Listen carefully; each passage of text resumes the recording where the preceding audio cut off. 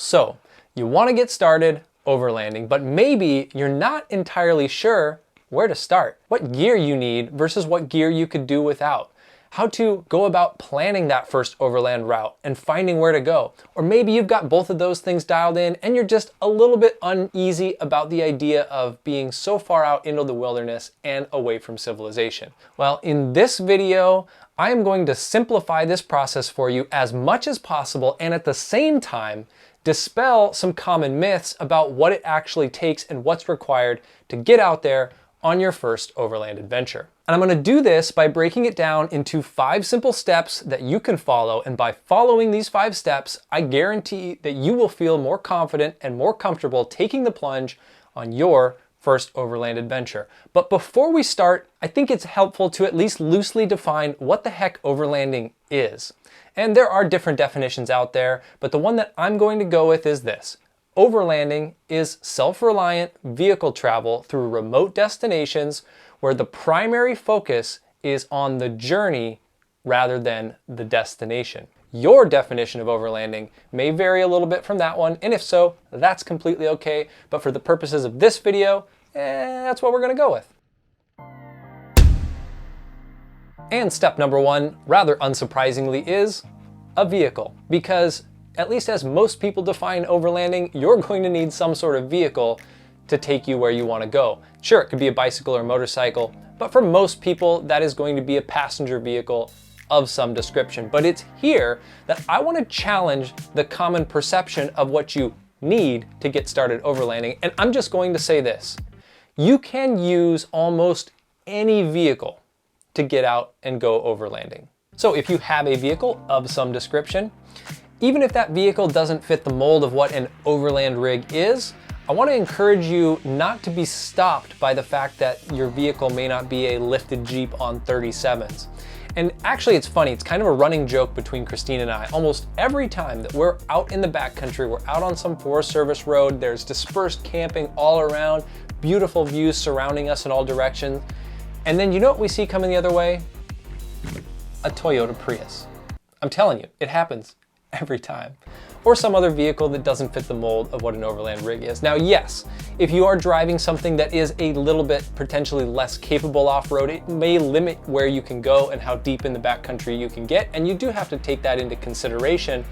But I think the important thing to note here is that if you have a vehicle, you can use that to get started, to go out and do some dispersed camping, do an overnight trip, get out on some Forest Service roads, and figure out if this is something that you want to actually do and commit to before you go out and spend big money on a proper 4x4 and start outfitting it for your needs. Because the reality is you may go out on an overland trip or two and then realize that overlanding is just not for you. So at least at that point, you don't have a ton of money invested in a hobby that you're no longer interested in. But if you are going to go all in on an overland vehicle, or you're curious what traits good overland vehicles tend to have in common, I actually created an entire video on that, and I will link that in the description below. So if you're curious, I'd encourage you to check that out as well.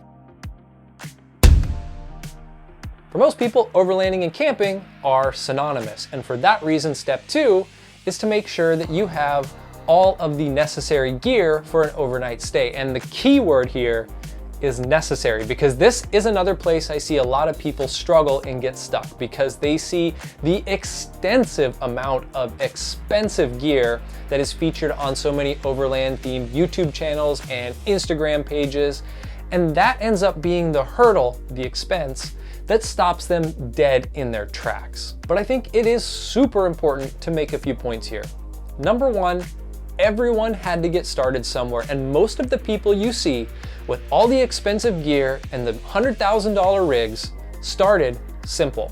They started off with the basics, and as their passion for overlanding grew, they added more and more gear. So oftentimes when you see someone on YouTube or Instagram, they may be 10 years into this hobby, and over that time they have acquired the gear that they have acquired. And the second point is that the absolute best way to figure out what gear you actually need is to start simple. Start with the basics, go out on an overland trip or two, overnight trips, nothing too crazy. And when you finish that trip and you're on your way home, I guarantee there's gonna be some things that you wish you had had. And those are the things that would have enhanced your trip, or the gear you have that had some weaknesses that you need to upgrade.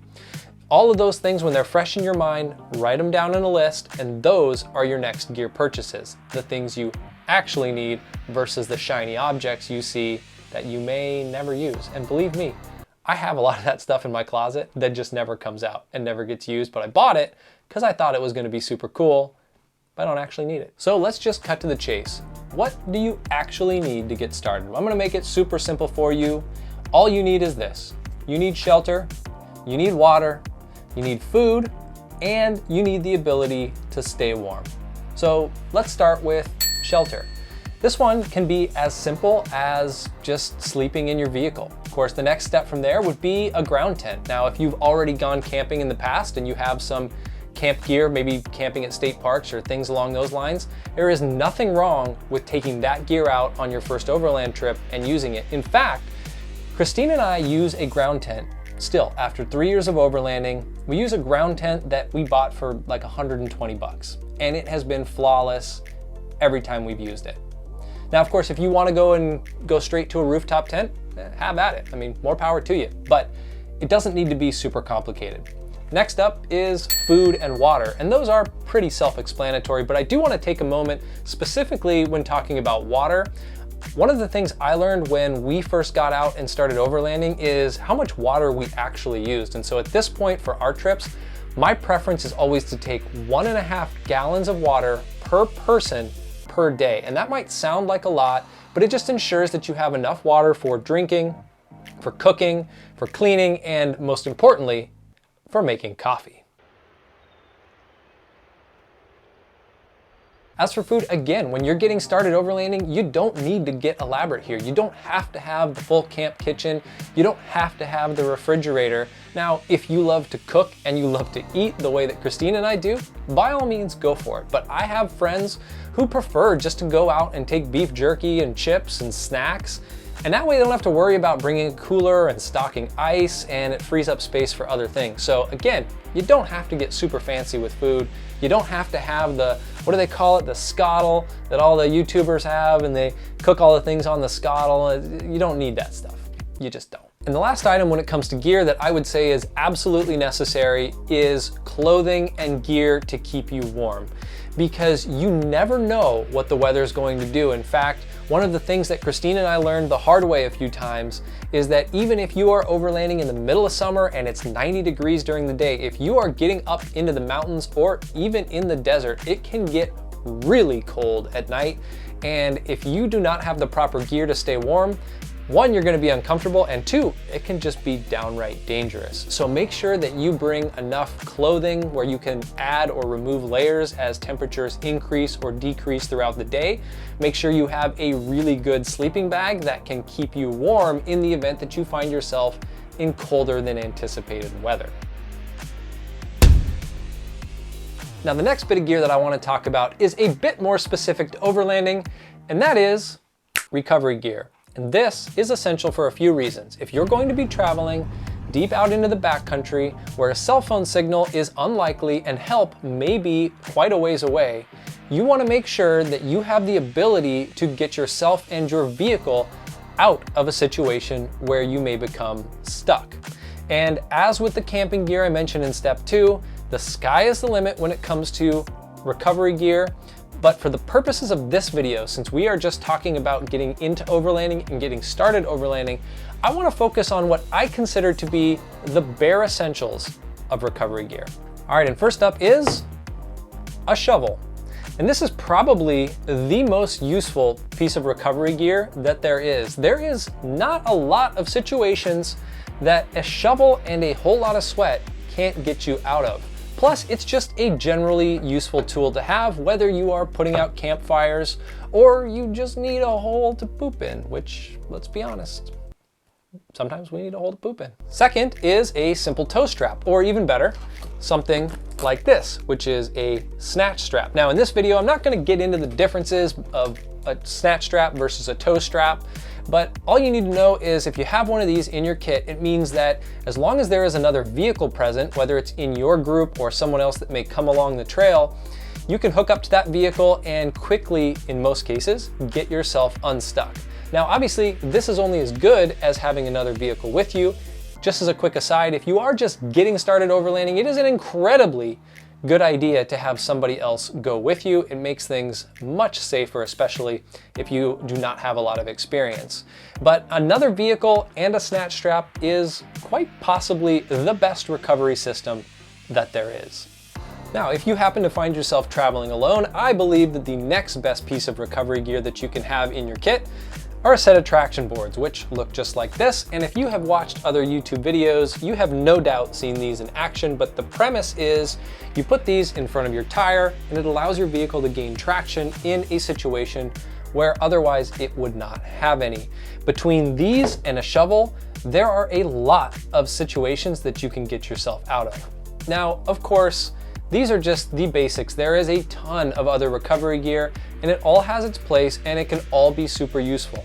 There are a ton of other YouTube videos out there that talk more about recovery gear, how to use it, and I would encourage you before you get started to do some research and watch some of those videos and learn what you can about what you may need in your kit. But I think these three things, the shovel, the toe strap, and the recovery board, really get you off to a good start.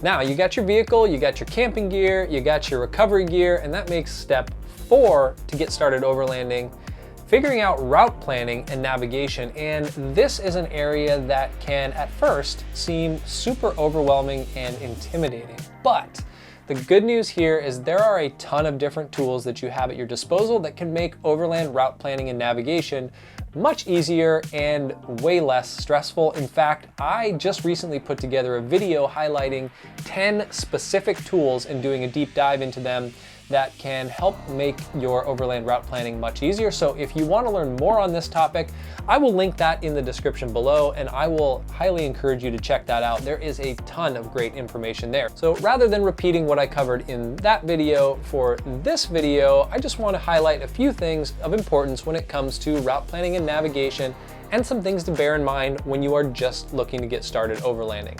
The first of which is when you are out in the backcountry, cell phone reception tends to be spotty at best and oftentimes is not available at all. And so because of that, you want to make sure that you have the ability to pull up maps and navigate through the area that you're in without a cellular connection. And there are a few ways to accomplish this.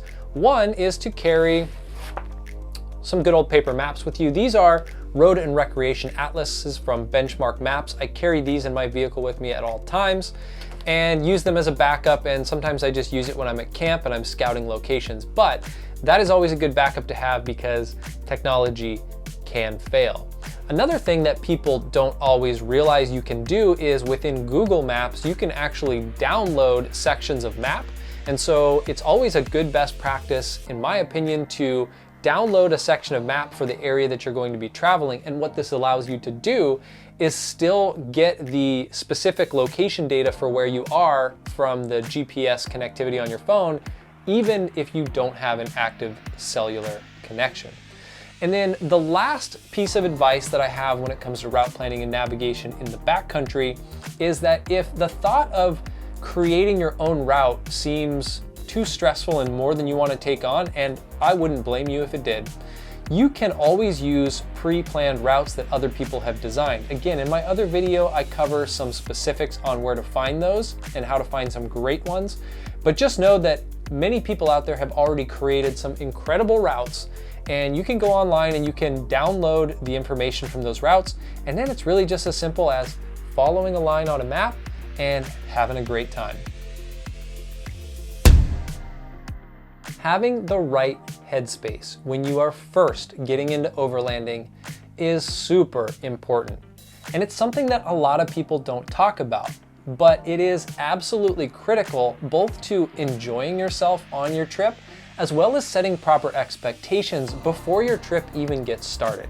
Now, at the beginning of this video, I shared the common definition of what overlanding is, and I'm going to repeat it because there is something in this definition that is really important to grasp. Overlanding is self-reliant travel to remote destinations where the journey is the principal goal rather than the destination. Where the journey is the principal goal. You see, in order to really enjoy overlanding, you need to celebrate the journey rather than being caught up in the destination. And this is different than so many other forms of travel where the point is to get to the destination. Because when it comes to overlanding, you may not reach your destination, or at least not in the way you had intended when you first began your trip. That's because overlanding is oftentimes about adapting to and overcoming challenges and obstacles, whether those obstacles be terrain related, vehicle related, or mindset related.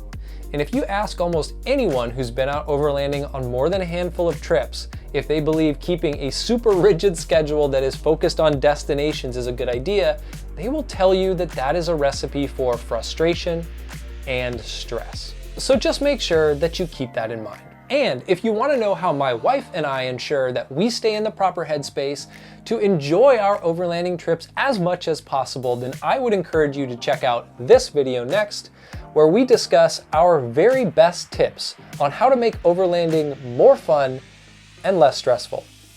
Thanks so much for watching. We'll see you next time.